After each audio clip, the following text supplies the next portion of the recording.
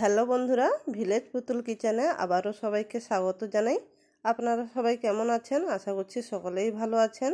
আজ পমফ্রেট মাছের একটা রেসিপি আপনাদের সঙ্গে শেয়ার করব।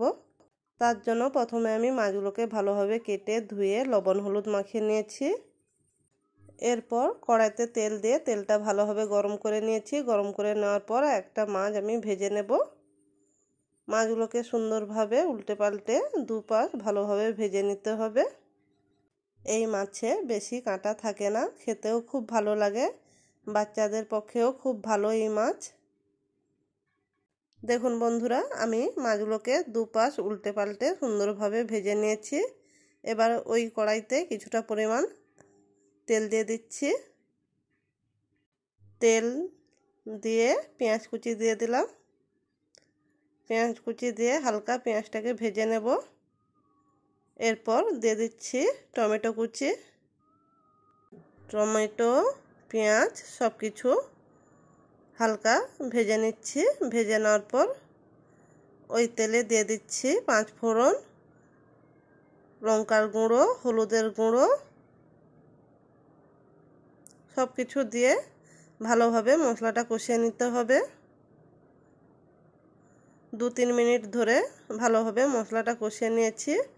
এরপর দিয়ে দিলাম আদা বাটা। দেখুন বন্ধুরা, এখানে মশলাটাকে ভালোভাবে কষিয়ে নিতে হবে। কয়েকটা কাঁচা লঙ্কা দিয়ে দিলাম। মশলাটা আমার ভালোভাবে কষিয়ে নেওয়া হয়ে গেছে।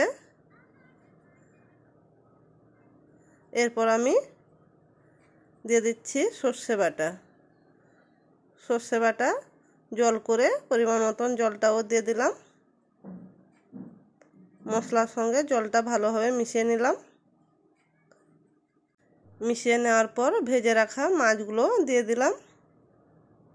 মাছগুলো দিয়ে ভালোভাবে 2-3 মিনিট ভালোভাবে ফুটিয়ে নিতে হবে। পরিমাণ মতন লবণ দিয়ে দিলাম। বন্ধুরা, ভিডিও ভালো লাগলে ভিডিওতে একটা লাইক করে দিবেন। দেখুন আমার পমফ্রেট মাছের ঝাল কমপ্লিট হয়ে এসেছে। এবার আমি একটা পাত্রে নিয়ে নিচ্ছি।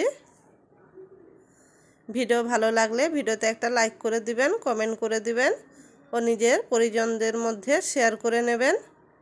এত সময় সঙ্গে থাকার জন্য অসংখ্য ধন্যবাদ। সবাই ভালো থাকবেন, সুস্থ থাকবেন, বন্ধু হয়ে পাশে থাকবেন। অবশ্যই আমিও আপনাদের পাশে থাকব। সবাইকে টাটা, বাই।